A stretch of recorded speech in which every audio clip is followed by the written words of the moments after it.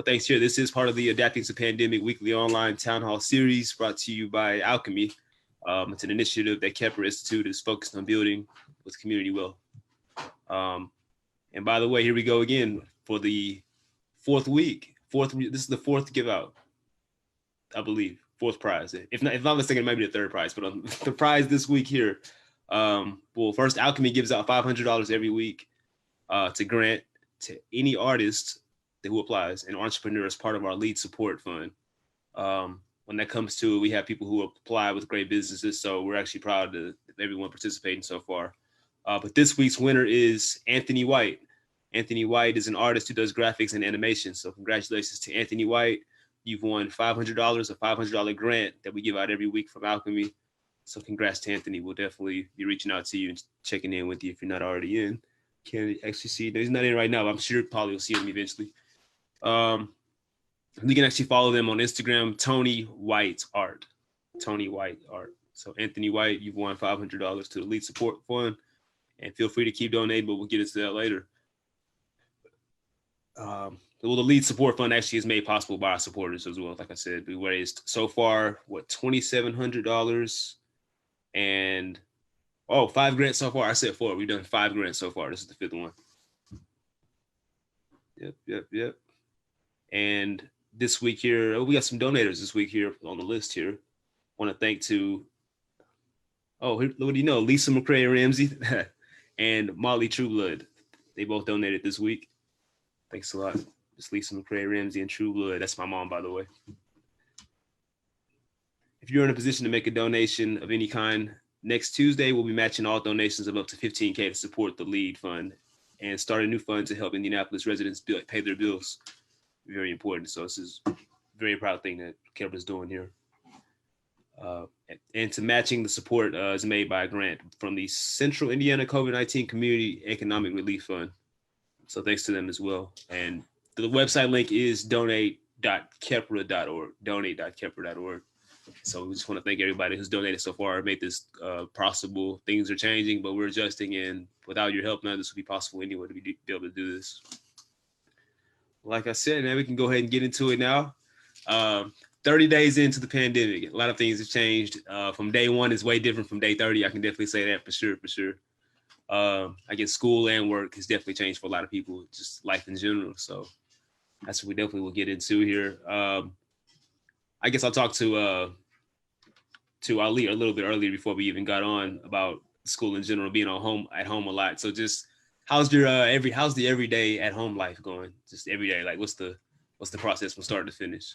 Well, I wake up, and on the weekdays, my dad makes me start the e-learning from 10 to 5, and so after that, it's basically just we do whatever we would do on like a lazy Sunday, or just sit here and I don't know what we watch TV and stuff.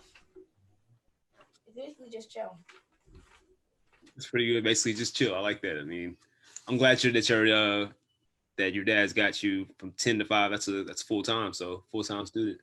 That's all. That's really all 7 hours. I mean, it's not a bad deal because I guess school. What time does it normally start? Like 8. Yeah. So yeah, you got 2 hour leeway. Yeah, there you go. And so what about Zoom? Is Zoom like the platform y'all use at school? Yeah, we use Zoom for meetings. Okay. And everybody's I guess they have the big multi-screen, all the students are and stuff like that. Does the teacher actually call on anybody, or is it just like that? The teacher asks us most, like, each of us how we're doing, and then she shows our screen on, like, she posts our screen on the full screen, so everyone. Oh, really? She posts yours. She can post the student screen on the full screen. Yeah. Oh man, so the student can't be acting up then, or on the have the wrong browser up because you'll get it bigger. She can mute people and stop their video. Oh yeah. Yeah, so that's pretty good about the students, man. But it's teachers. Yeah, I've been noticing a lot of good lesson plans going in. I guess a lot of teachers have adjusted. I can definitely say that. So shout out to them, the ones adjusting it, and the school for providing it as well. And then what do you have, about 3 weeks left of school? 3 weeks left or 2? I'm not sure. I think so. 3 weeks, probably 2 or 3 weeks. Yeah, I know college is ending soon. Okay, and And what grade? You're in seventh or eighth? Seven. Seventh grade. Okay, yeah. I remember seventh grade, man. Keep it going, though. Keep it going. Like I said, this is definitely different. You're one of the rare chosen ones to be able to experience this. I can definitely say, to I guess for experimental purposes, a lot of things could change, in the future with online learning. So you're definitely one of the chosen ones to be able to do this. Yeah. And what about you, Acilia? Now this is interesting though, because you're in high school, senior, Yeah. right? Yeah. Graduated, Yeah. and that Yes. it's unreal. Like speaking of chosen one, like class of 20, is that like a chosen class? It's for sure a chosen class. Yeah, I mean, yeah, we really are. It's so weird because like how Ali was saying, he's still doing the e-learning and stuff, but unfortunately, the months that we got um taken away are like the ones we're supposed to like be having fun, like our senior trip, all the senior stuff, and of course, graduation is gone now. And because I go to IB school, so we were pretty much done testing um, in the beginning of March. I think that's when we finished all of our IB exams. So we were really done for the year. And so, like, when I, think about my routine, it's not really so much academic. Like, teachers aren't really sending any lessons. It's mostly just, oh, things to do, make sure you're going outside and just like checking in on some stuff. My class does have every Wednesday, we have like a Zoom call where we just like sit and talk with teachers, which is cool. But Okay, yeah. other than that, like, I don't have to do the e-learning or anything like that. Yeah, because everything's been pretty much done. Like I said, everything's done during high school. The first 3 years is when everything is done, and this year is almost planning pretty much. So different Yeah, rates. I'm doing just a little work for school though. So I'm attending Indiana University, and Right. so I was supposed to be going to a summer program, which is like just the pre like freshman year program. So I have been doing just a little work for that, but which isn't too much because it hasn't really started yet. But they're having us take some placement tests and things like that. But other than that, I just stay home with my siblings and stuff. So.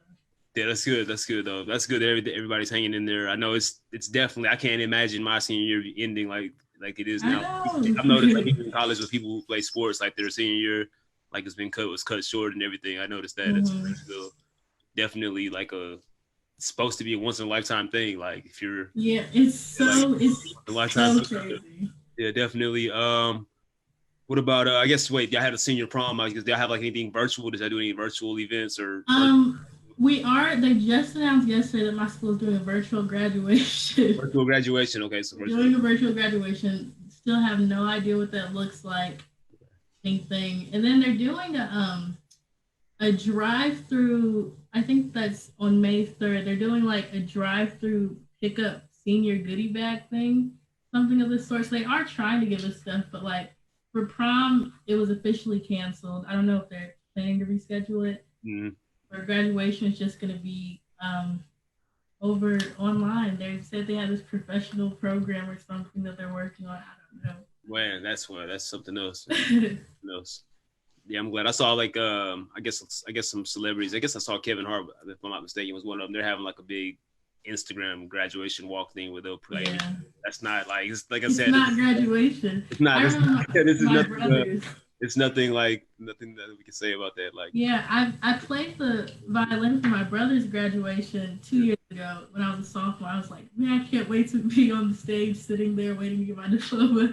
Man, I'm not gonna do that, so it's tricky. But yes, and I noticed in my school at Texas Southern, I guess that the ceremony got moved to August, but that's still different. It's not. Yeah, I don't know if they're gonna be able to move it to. We definitely get into the future because I mean, obviously, this is a huge time going from senior year to freshman year. So we'll definitely get into the future as well with that the next segment as well. So, what about you, J. Rue? I see you there. Yeah. So, as far as school's been going, exactly. Yeah. As far as school's been going, it's been interesting to say the least. As we've been kind of talking. It's only been the first 30 days or so, the first real month, and the last. Yeah, hopefully the last. Hopefully we'll see how it goes.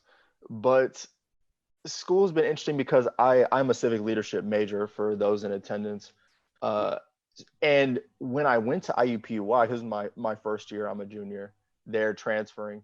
I was like, I really can't wait to be able to interact with people in Indianapolis, really start to get involved in the community, really start to see what's going on. And I was really starting to find that here, which was really exciting. Same. But then this kind of came out of nowhere, and I'm suddenly stuck back at home with no real way to, not say no real way, but the methods in which I used to engage with the community are so much different. Right. Out of nowhere.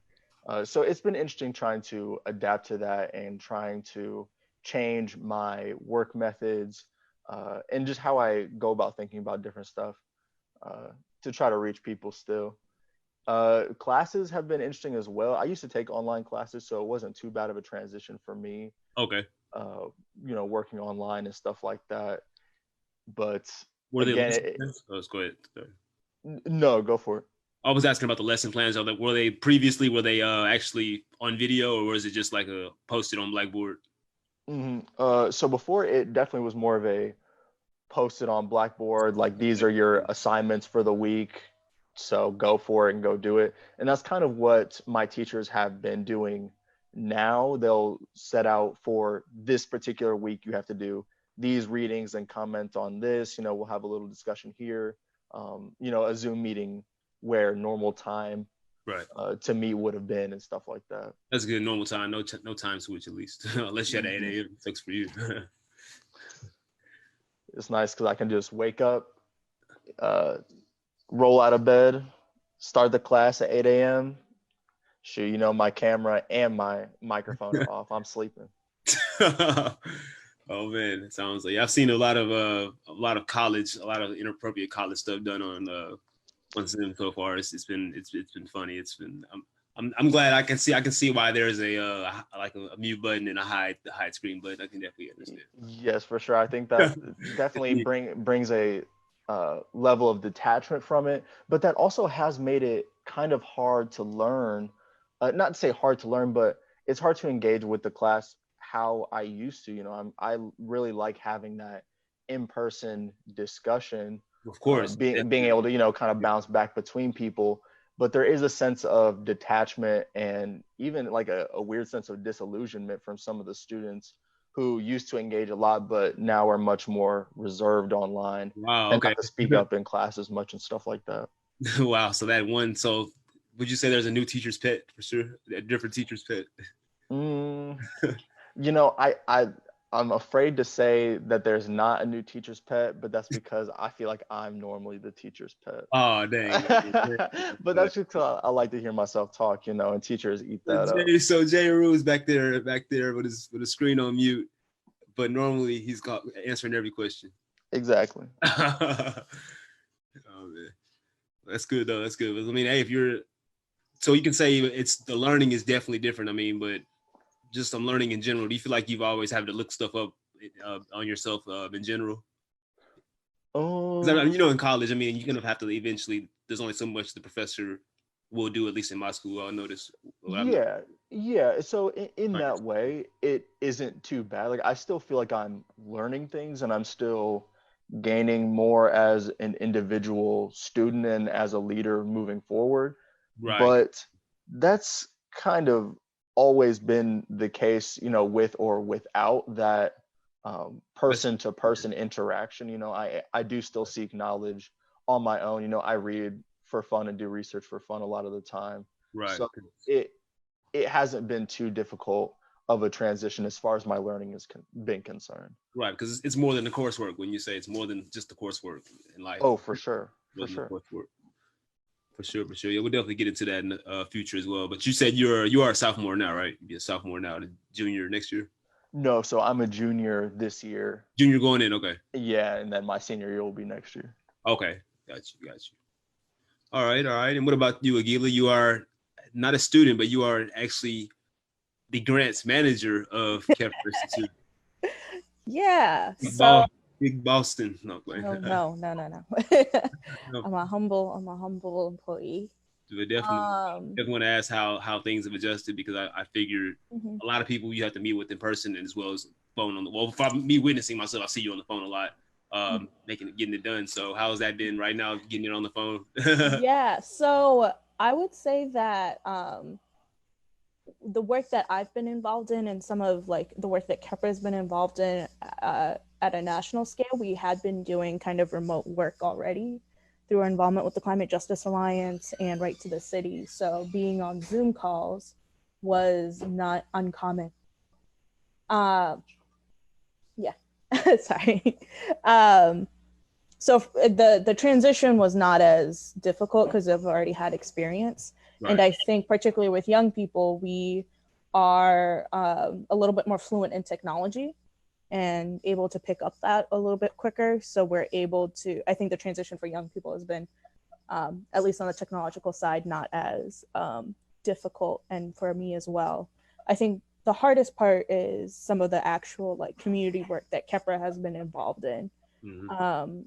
Like community control food initiative, some of our food work, the processes that we've had had been radically changed. So as young people, we had to figure out how to adapt. Yeah. And then just like, I'm gonna kind of take a step back and look at the broader picture and more about like my experience as a millennial in this. You know, just for context, I was born in '94. So since then I have witnessed and like remembered multiple economic crises, the IMF crises, and like Asia. Huh? I said, yeah, we're already at 3. I'm just counting them up because this is reality. 3, and then like 2008, and then we're definitely going into one right now. And then on top of that, as a young person dealing with the fact that, and particularly as an American millennial, the failure of our government and culture at large, which has been very so individualistic, that our response to this crisis on an institutional level has been driven through that, and not about, which fundamentally is how do we save and preserve human lives. One of the elders in their space said, like, you know, I'm so sorry that your youth has been robbed from you. And I feel like it's so hard to say that. It is. I mean, it definitely is super hard. And, you know, even before then, we knew that our youth was gone with climate change and impending economic collapse. And then now what has happened is that it just brought it closer, and now it's right at our footsteps. So I'll just leave it at that. And that's kind of more of like the broader picture of challenges, but then also at the same time realizing that even at institutional power may have failed us, people on the ground are doing things every day to do something different. So Asli wrote a really great article about environmental justice in The Recorder, and she spoke to how her mother and her family had been responding to it, and how her mother had used her skills and talents to create masks for community. We're seeing multiple mutual aid projects, the work that a lot of people in Indianapolis, like Food Not Bombs, you know, Questions Asked Food Pantry, some of the work that we're doing, like people are coming out in times of crises to support each other, and that there is hope that even in the midst of all the things that are doing that's really bad, that there is an opportunity for something very radically different to occur. That's good. That's good. I mean, like I said, I mean, and only for something to change, you have to get it from the root of the problem. Like that's there's no way. Like people at the top, it just seems like what you said at the highest level, like, hey, as long as the economy's running, we're good. But like, that's not the truth, honestly. That's not true. But yeah, we'll definitely get into that, especially with the future, looking forward with that, of what to expect, because there's no telling, like one could assume a certain date, but nobody knows anything about when everything will be back to normal. So definitely get into the future of that specifically, as well as going with grants as well. Let's see, is there anything with the chat here? Let's see. We'll be taking any questions in with the chat as well. I'll go ahead and send them to you as well, to you guys as well, if anybody has anything. What we can do also go back to is we can run it looking forward. What would you say? I'll just ask. I'll start with I'll start with Ali middle school and then go to Silly in high school. College, should I say? I keep saying we'll go college. We'll go college for Jeru. But for Ali, what would how would it make you feel if you did this the entire school year next year? Because, you know, there's a chance that the vaccine may not be out for another 18 months. Well, yeah, 18 months. So what would you say if your 8th grade year would be like that? What would your 8th grade year be like? Well, can you, how would you feel with doing that? I feel like it would be really rough towards like the first half of the year. For sure. Towards the second half, I think most students would get used to it more or less, and it would become the new normal. Yeah. That's what I think. Like becoming, yeah, I feel like getting used to this is something I wouldn't want to do. But I mean, once you become used to something, you're used to it. But I'm pretty sure you don't want to get used to this. I'm pretty sure you don't. No, everyone wants to get used to this. But what about you, Silly? Freshman year, I have to spend my freshman year in college, which is like I'm kind of getting myself like in the minds of I might have to spend my freshman year in college at home just doing work online, which is gonna like really suck because like I'm missing my senior year summer and like my freshman year in college, which I feel like are things that are like pretty hyped up. But I don't know if I'm kind of conflicted about like how I would feel about it, though I'm getting myself ready because I believe that I've been out of school for 2 months now, about to be like 3-ish months. And I am worried that if like I have to go back to school in August, being out of school so long and then immediately jumping into college, I just know like the type of person I am, it's not as easy for me to like jump all the way out, like get my toe first. That's why I'm doing the summer program and stuff. So I am worried about the culture shock that's going to happen. Even for like Ali, still middle school, like you're going to be out of school so long and then having to jump back in. My little brother, he's supposed to be starting his freshman year of high school. I know that like it's going to be weird for him to back in the groove and stuff like that, especially with social factors going on. I'm not spend my freshman year of college at home, but like it's also it's just like guys, I don't know. Yeah, like no one has like the first like orientation week. It's just there's just certain things that are so strange. I mean, I don't know. I guess making it up is not even the same once you make it up. So that's what so it's like dang, this is like one of a kind, I guess. What about you, J. Rue? What can we definitely say about that? Yeah, so I've come to terms with the fact that my last year of college might be completely online. It does suck, but I think the thing keeping me kind of together as far as that goes is eventually this is going to come to an end. There's going to be a time where we're not going to be stuck indoors. Now, will things return to the same state that they were prior to COVID-19? I don't think so, but I know there will most likely be a time for people to meet up again. And I know that I have to be ready for that to happen, and I have to be able to make my moves regardless. So my mindset right now is really towards building up my network of people and my connections, my outlook, and myself. So that way, when I do emerge, after this next year, I'm ready to just move forward into that next step, right? When this is all over. Yep, definitely feel that, especially being ready because I guess things would transition to go normal, not like overnight. Some people are acting like it's overnight, which is not, but it's gonna transition eventually over. I can definitely believe with or without the vaccine coming, depending on how fast that is. But for sure, and but we'll get back into that as well in terms of being prepared and what the networking aspect too. I like how you brought that up as well. But Aguila as well, how do you see yourself dealing with it if it goes on through the next year? I mean, like I said, your job is almost remotely anyway, so I can definitely expect you to say something very smooth. Yeah, very smooth. This is gonna be great. Everything's perfect. No. Agreed that we're only 2 months into it, but that what we're going to, for me, staying in place for me personally, because I've been privileged to be part of a community that we live collectively and work in collective spirit, that we are able to support each other in these ways. And so I'm not super worried about it, but I do want to kind of challenge this notion of returning to normal, because normal never worked for us anyways. Yeah. And what COVID has really done is shown how terrible normal was. Is that you, Trey? That's on my MacBook. So y'all thought. Okay. Sorry. How normal didn't work for us, and that, post COVID or even during COVID, we're definitely going to see a worsening of situations. Right now, and then speaking to the American context, today is May Day, and workers are striking because they're not getting basic protective gear.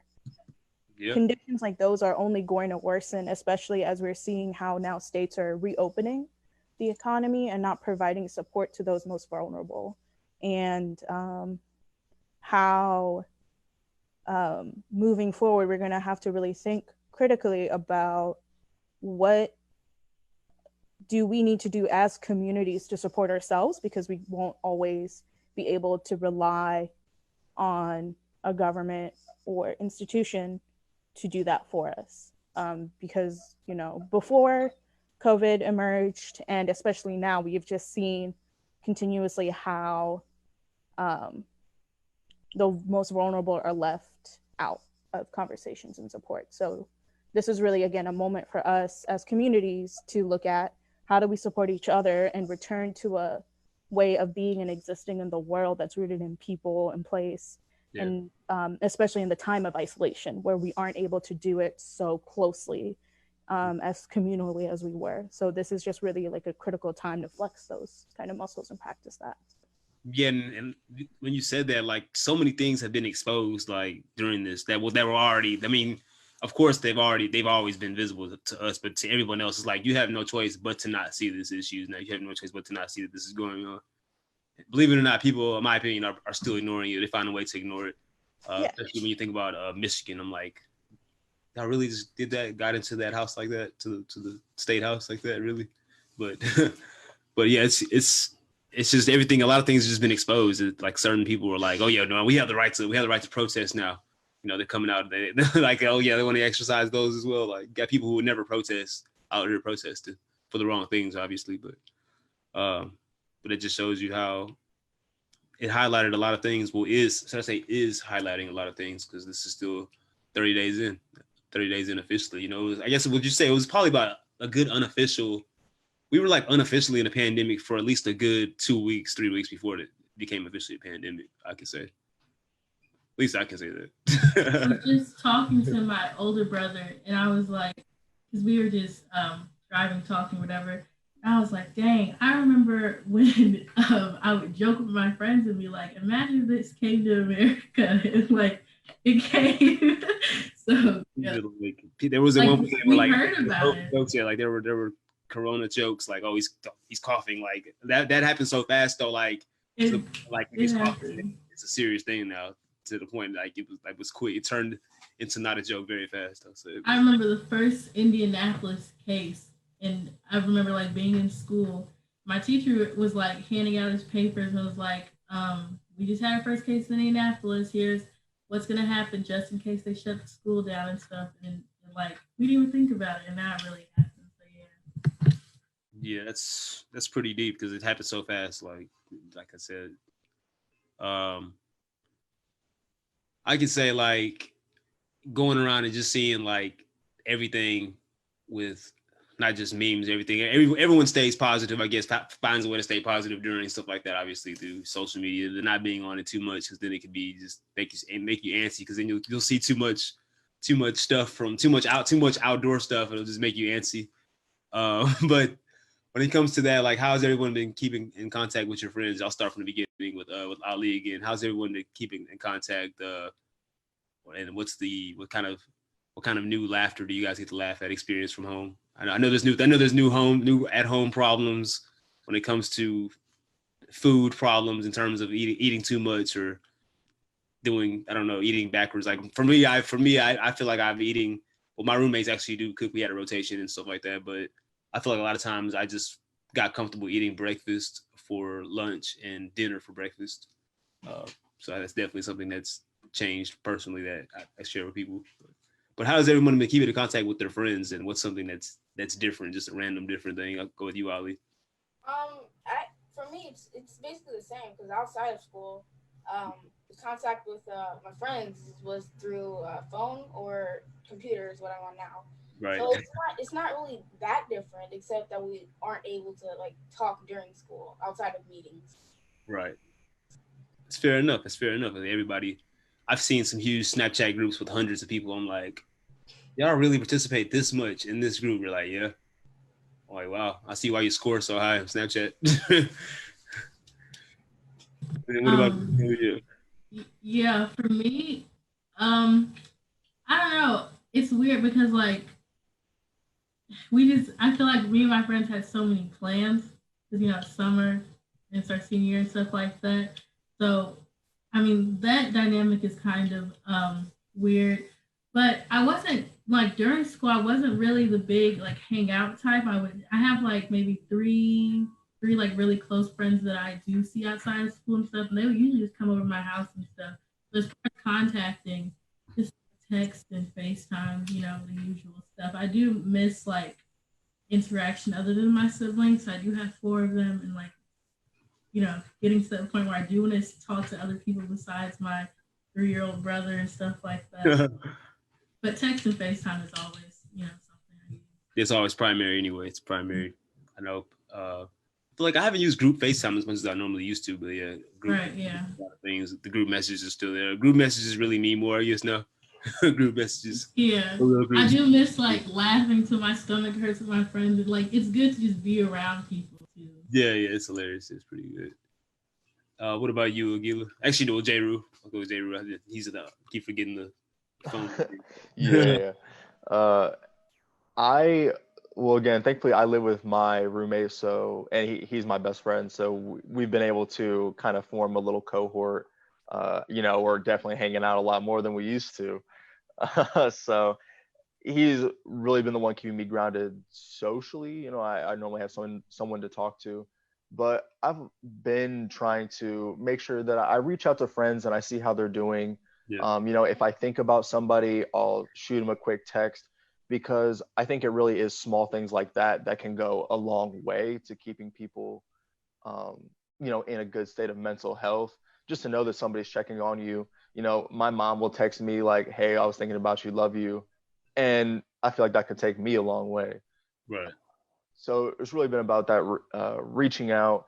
Obviously, you can't hang out with people like you used to, so talking on like FaceTime or Skype, or I guess Zoom now is a new hot thing. None of those things are very foreign to me either. Those are things I already kind of participated in before anyway. So that's just become pushed to the forefront now, as the main source of communication. Also, I would say social media is a big one too. There's a really bad stigma about social media when we're on it too much. And I do think that, there is a time and a place for social media. But now more than ever, its advantages are being laid bare, because people can, get together and you can joke and laugh. This is COVID-19 has been a terrible situation, but I see thousands of people online. We're just laughing and joking. Some of the funniest memes ever came out during this thing. Yes, for sure. So yeah, it's little things like that have been getting me by. Definitely. I can definitely relate in that way here. What about you, Aguila? How have you been reaching out, keeping in touch with peers as well? Yeah, I would say same to what everybody else has been saying. Zoom calls, Google Hangouts. Yeah, Hangouts. I think with social media, like Jay Ruth said, that we're able to still keep up with each other, update our lives, stuff like that, group chats. And yeah, definitely miss like being able to be in physical space with folks. But I think we have been able to kind of transition that online. So we've seen a lot of like jam sessions, online concerts put on by artists, and like people coming together and doing that. For my birthday, like you did the DJ session, which was a lot of fun. And there's still one of a kind. Sure, one of a kind. truly. Anyways, yeah, and like Trey did a great job with that, and other artists are doing that too. So I think are still figuring it out, finding ways to continue to be engaged online. And I think, as Point said this earlier, as young people, like, you know, we're a little bit more fluent in technology, so we were able to kind of figure out ways to continue to stay connected via different platforms. Yeah. Speaking of those Instagram battles, what was your favorite battle? Have you seen any of them specifically that were to talk about? No. Okay, I was gonna say. I haven't seen the battles. I think Diddy did some with like. Yeah, they had J-Lo? they had Babyface versus was it Quincy Jones? Yes, Quincy Jones. Oh man, I'd have to watch those. I think but they had like a lot of people. They've been going like just playing their biggest hits on IG Live, and sometimes there's technical difficulties, and they blame the like the music being too loud for the song being not good enough. But it's just funny because like everyone gets to play their favorite song, gets to see what the celebrities are doing, and well they're doing the same thing, and everyone's in the same position. I can definitely say that. But yeah, social media is definitely different for sure. Like Jay Rudy even said, like some of the wildest memes that came out. Everyone's been a lot of people have been watching documentaries, and for the sports world, like they've been playing. A lot of people are hurt that the NBA is gone right now and baseball is gone, but they've been streaming so many of the classic games from the 80s, 90s, 2000s, like some of the games that no one would ever even think could ever see live. And people they don't want to see any of it anymore. We can't watch another replay game because we have to see a real game. But yeah, but everyone's grateful to for the documentaries. I guess everyone. I guess the Michael Jordan documentary came out. You know, they've been having the footage for like 30 years, been building, and it came out, and people are watching that like it's a playoff game when it comes on as if it's a game. Later are arguments, like side arguments that have nothing to do with it, are coming on and stuff like that. So the social media world is people are definitely more engaged because they don't have a choice to. But I could definitely say that everyone seems to binge watch every show. So it's not bad for that industry, for the streaming industry. I can definitely say because when the stuff changes, I guess one end of the spectrum, like the economy of the tech industry, or I guess for the streaming, I'd say entertainment, they're still there. Once they adjust. That's good. That's good to know from everybody. Let's see, we did have a question here for Silly here, actually on the piece that you wrote. Someone from Facebook actually asked in. They wanted to talk a little bit more about it. Like, what was the name of it actually? Yeah, sure. So the article. There we go. Yeah. So the article is called "Connecting COVID and Climate," and so it's just not too long, but I just kind of talked about a little bit about how COVID has impacted me. And then I talked about, as Agila mentioned earlier, how my mom had been, she does fashion design. She has been for a long time, but it's really difficult to like jump into, especially just living in Indianapolis and stuff like that. And so after, quarantine went into action, she actually started creating masks out of recycled material that she had. And I feel like it was literally overnight, like just business was boom, boom, boom. And she's selling to places outside of Indy.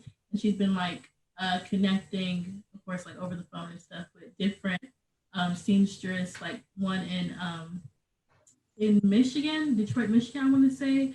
She had reached out to her and gave her advice and things like that. And my mom was able to like create a different product, let's double the price, and she's been making a lot of money from that. And it was just like, I think a week where she was putting out 50, 60 masks a day. Just like in our living room, helping her string them and stuff like that. That's good.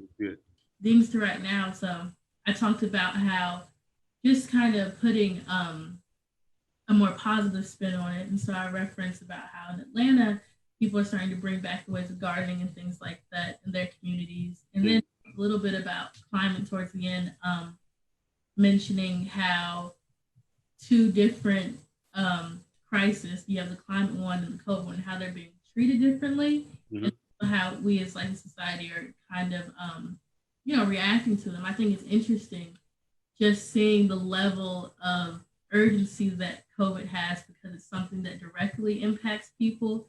We can't go outside versus climate has been, impacting us for years, but people, throw it over their shoulder every other day. So yeah, definitely. Like I've been noticing that even on top of that, like it seems like the earth is like recovering on its own slightly. Yeah.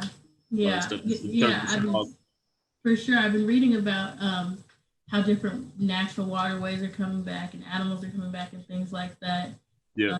So that's always an interesting factor to think Yeah, about. definitely. Even I guess I saw even from India, I guess was it Nepal, India, but you can see the mountain range, the Himalayas mountain range now for the first time in years. So much smog. It's pretty. It's just like dang, like here, like I said earlier with the Gilas, like it's exposing so much stuff. Like you have no choice, but you can't ignore. You can't ignore the mountains. They're visible. You can't ignore it. Like people would choose what they want to ignore when it comes to that. But that's good. On that, if you can share it, if you have the link, just share it in this chat as well. But and I guess we can have that sent to Facebook as well. Yeah, I can do that. We can copy it and send it to Facebook from the chat. But it's pretty good. It's pretty good here. Let's see. I'll go back to Ali. What can you say is the biggest thing you've learned since the pandemic started? I guess just in general. I guess. That's a good question. Probably the best thing that I've learned is how in the future we deal with problems like this. Mm-hmm. I'm probably a little more prepared for that. And I've also learned how the school was very unprepared for this because they like informed me about it like a week before we left left out of school to do e-learning. So I mean, wow, a lot of things. Well, so they told you a week before it was shut down that you were going to be on e-learning. Yeah. Only had a week to prepare. Yeah. And so some kids, like some people, are unfortunate. They have to figure out a week to make sure that if they have the right internet connection or just a computer in general. Yeah. So that's pretty short turnaround. 1 week. Seeing that as a nation, we knew about this up to 3 weeks to a month. For them to only inform me a week ago, that definitely exposes that. Another thing exposed. What about you? Go back to Silly. What about you? Well, yeah, school was definitely not prepared, and you can just see the whole IPS system not really knowing what to do with seniors, and even for like as effective as I think we would like to say e-learning, I don't think for high schoolers it's as effective. Just you have friends in other grades and stuff like that, and it's always like I'll see on Snapchat or Instagram. Does anybody know how we're supposed to do this assignment? Does anybody do this? Does anybody do that? Especially being in public school with students who already have trouble learning in a classroom. Like if I was still having to do e-learning stuff, I probably wouldn't be able to do it. Honestly, I need like not having a classroom environment. Right. Really difficult and challenging. I do wish that there was either way to make e-learning better or just come up with like a whole new plan, how to do it. And then, like Ali said, teachers aren't really prepared. I do appreciate the things that schools have done. Like some people are sending home. Like, hey, shout out to Facebook. Sorry, Facebook. We had a double sign in. We got booted off, so we're going to wrap it on up in a second here. But we were getting into it. We got some good footage so far. So thanks for everybody that's been watching so far. Back on. We had a quick little 5-minute intermission, but we're back on and get back to it. But yeah, Silly was telling us before we were interrupted. She was telling us about the difference of online, specifically towards high school students, e-learning, and that it's not the same. I can definitely agree. It's not the same for sure in the classroom. And I do hope that for the juniors, sophomores, and freshmen that I don't know. I think that it's not fair. Like if work isn't turned in right now, I don't think it's fair for them to face a bunch of punishment for it. But I do know that if you don't get your assignments in, there probably will be consequences. Your grades are gonna be very low when we do go back to school. But I think that it's just trickier, and I think a lot of teachers and administrations not realizing that some students just cannot operate at home. Like for me, if I were to taking homework home is my least favorite thing to do because if I'm not in academic, I do have trouble staying focused and stuff. I know there are a lot of students like that, and so I am hoping that there is some remorse for when we, if they do go back to school, that there's not too much of a penalty for not doing the online work or anything. Got you. That makes sense. And then, and what about you, Jay? What's the biggest thing you learned so far during all this? Besides adjusting in general. Yeah. I think the biggest thing I've learned is that um, for one, I'm an extrovert, true and true. Like I thought that maybe I was a recluse and that I was just made to stay in my house forever, but no, I do need that person to person interaction. That's really how I derive my energy. But yeah. Uh, but outside of that, I think it's kind of touching on what we've been alluding to a lot. It's that you can't let the um, the fire for social change die, because especially right now, so many institutional problems are coming into the limelight, and it's so clear that you can almost say to anybody like, hey, look at this, like these are problems, and now people can't ignore it. You can't ignore the mountains, right? This is having an impact. It is showing a lot of the weaknesses of our healthcare system, of our electoral system, um, of our government, and you just can't let that go away. That's my main takeaway from this whole situation. Okay. Yes. Yeah. I'm glad you were able to relate though and see like, hey, I know what I need to do now. Like, cause that's like you had like it's like you have downtime to know what you really need, what you really need to be doing, or really how you really feel about something. Just And that's another thing.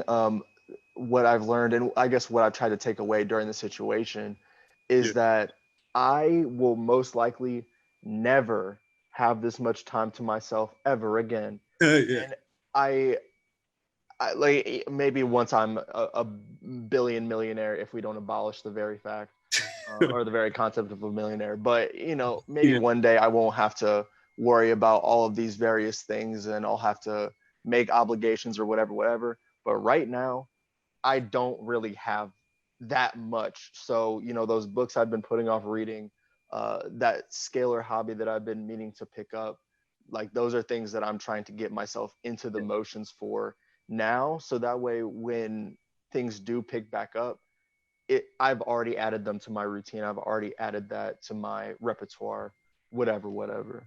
Got you. I like I that. just piggyback off what he said real quick about just the books and things like that. Before you go, Gila. I was gonna say that something that like I've noticed. My best friend is like, she texted me that she was like, I love quarantine. I love lockdown. I'm never leaving the house again. I started this, and this project and stuff. And for me, and she was a person who's like really good at school. Like she has good grades, but couldn't stand school. Didn't do any extracurriculars. But for me, I did sports. I had clubs and stuff.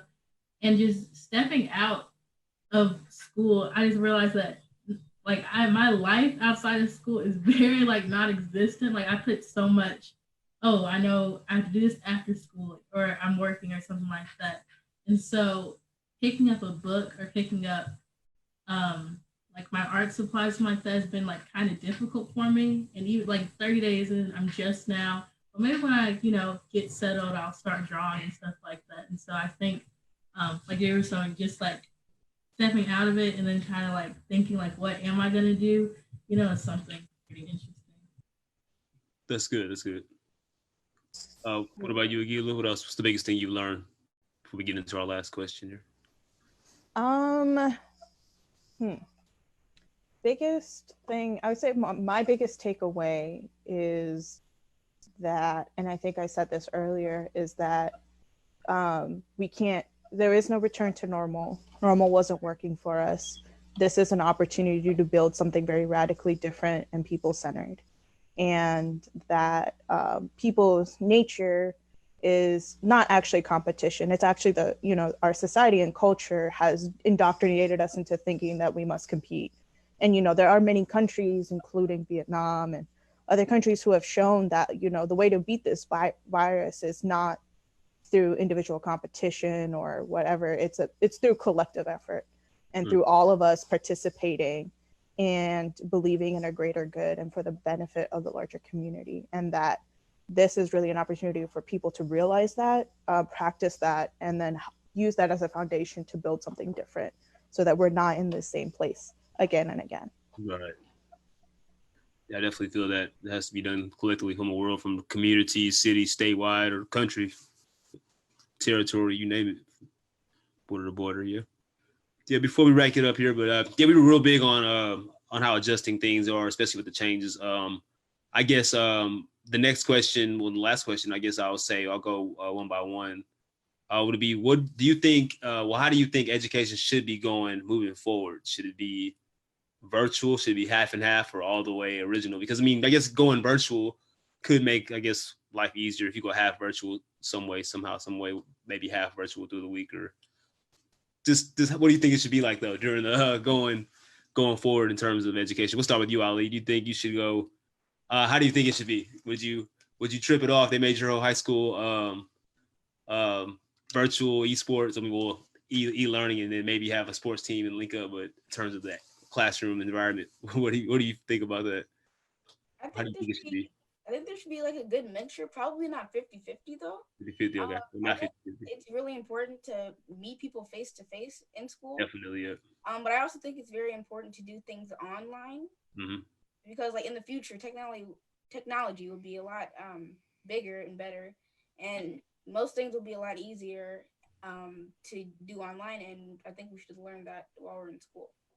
Okay, yeah. So a combination of both. Definitely. And what about you, Silly? You've already said how the learning is different, but yeah, what do you think? Yeah. But okay, so mixture both. You know, as much as I would love it if they could just mail us stuff and we write with pencil and paper, we mail it back to them. It is more practical to do online stuff, but I don't know. It's just something about sitting with like a physical piece of paper and writing than it is doing it all online. I just, it's just easier for me to understand and stuff, even though I consider myself pretty tech savvy. It's just something like, I feel like school should be written on paper, like just period, point blank. Can't be all the way robot. It can't be a robot, And what about you, J. Rue? I definitely think it should be a combination of both as well. I think there's a lot of things, kind of like what Ali was touching on. There are a lot of things that can be gained from, molding people into a technological environment. I mean, things are only going to get better and better and better, and we might as well teach people how to, fully take advantage of that. But at the same time, there would be something lost if we didn't meet face to face. I think people need face to face interaction to be their best selves. Like even the most die hard, I don't want to see anybody. I gotta imagine see somebody, face to face, because that'd be rough, especially for a learning environment. I mean, Ashley was talking about that too. Kids are bad already in class, so taking them out of class fully, I think would be worse than better. Definitely say that, and you can't be behind a keyboard your entire life anyway. No way. You have to meet your problems face to face. Hey, youngster in the back, I see you doing push-ups, doing the workout. But yeah, definitely can't be behind a keyboard. I can definitely agree with that. There's got to be some type of feeling behind. I mean, having a real interaction definitely feels different being in like a bubble area, I would say. For sure. You lose so much nuance when you can't, look somebody in the eye or like hear the real inflection in their voice, their tone and stuff like that. So. Yeah.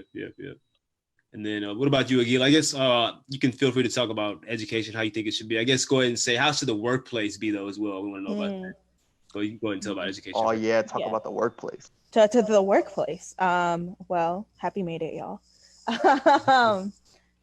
First of all, but well, I'm going to speak to education and then touch on the workplace, because I think education isn't just limited to people from the ages of 6 to 18, right? I think we are all responsible for each other's education and consciousness, and that we all have a responsibility to each other to educate and share and skill share. There's people doing skill shares about gardening online. How do we make that an intergenerational learning?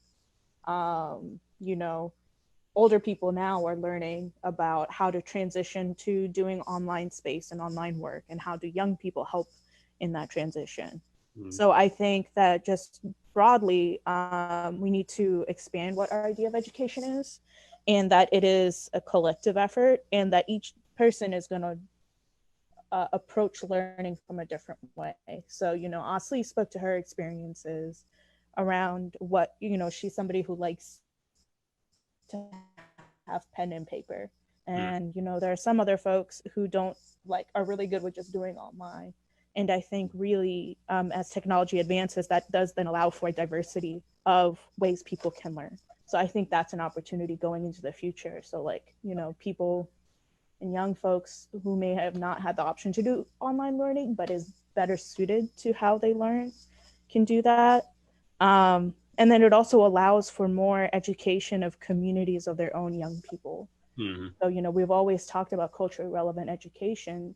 Now there's an opportunity for families and parents and community leaders to come together and educate young people and each other on, I guess, critical issues that's not just taught in schools. Yeah. As it relates to the workplace, we're definitely going to have a conversation because, the work is tied to economy about what does work look like in the future? What does work look like post-COVID? And, in some of the climate spaces, people are talking about this being a real critical opportunity to, then have a public jobs program tied in transitioning our economy from a fossil fuel base to a green economy. So an opportunity for the Green New Deal to really take effect and help a collective effort to transition this economy in a just way. This is also an opportunity, and we've seen that, the need for better working conditions for folks, and particularly essential workers, and how do we protect those essential workers at this time? Yeah. And also the fact that, work is going to look different in different ways, and how are we valuing people's labor and efforts into the collective good that's not exploitive and extractive. So I think, the situation, I'm not going to sugarcoat it, is bad, and especially in the States, but not to lose hope and really look at, there is alternatives and possibilities based in people coming together. Yeah. Definitely. That's a lot of adjustments in the workplace. I can definitely say me in the IT field, anyone who's IT is automatically should be ready to work remote anyway. It's like the dream. But some people, like I said, they're like, oh, I have to work remote. I'm gonna have to adjust. It's not my culture. So I can definitely see how things can definitely change as well. I guess when you brought that up, like the way the spectrum just changes now. It starts, I guess, in school. Like there may be some students who benefit more of e-learning, and then even like J-Ru said, even on his own end, like he learns better not through e-learning, just like Asili does. And it's a proven fact that math is better. You learn math by writing the problem down instead of studying the equation. So that's definitely an example, like doing a repetition as well. But that's definitely very interesting. I'm actually very glad to hear everyone's opinion on that, because it's like I said, everything is so new. I mean, you don't know how it's affecting someone. It's affecting so many people in different ways. So it's good to know how schools affected the job, the workplace, the future in general, based off the past, because the past is no longer. Even with the social media, things are changing. Different appreciation for different things. I see a lot of things, a lot of pre-COVID jokes, pre-quarantine jokes, pre-lockdown jokes, are like before COVID, like it's BC or something. But but yeah, other than that, I'm glad to have everybody this weekend here. Today on this Friday, we'll be back next week. J-Ru's actually gonna be the host next week, huh? Clap it up for J-Ru. Clap it up for J-Ru. But just to go ahead and conclude it here, just want to thank again everyone for watching again. And once again, big congrats to Anthony White. He won $500 this week for the grant for the lead support. I want to thank everybody for donating and contributing to that as well. He does graphics and animation, and you can follow him on Instagram, Tony White Art. And his website is what is this? DeviantArt graphics part. I can actually put that in the group chat if I can get that off. I'll type that in a second. But yeah, his actually it'll actually be on his Instagram actually. But the Instagram is Tony White Art, and you'll actually be able to see his link in bio. Instagram trick link in bio. There you go. And just to say a couple things, that's donate.kheprw.org. There's going to be a pop-up for anybody that's watching. I guess if you're actually in on Facebook, you won't have this, but if you're in Zoom, you'll definitely see the survey and a pop-up and how it went. And another window coming up with the matching campaign as well. But for donations, it'll be donate.kheprw.org. We'll be back next week with another prize of $500, but we want everybody to stay safe, have a blessed day, weekend. Everyone stay at home when it's essential. Don't listen to the laws. A lot of people are going outside, but just want to thank everybody. Ali, Silly, Kheprw, Agila. Bye, guys. Peace. Bye. Thank you so much. Thank you.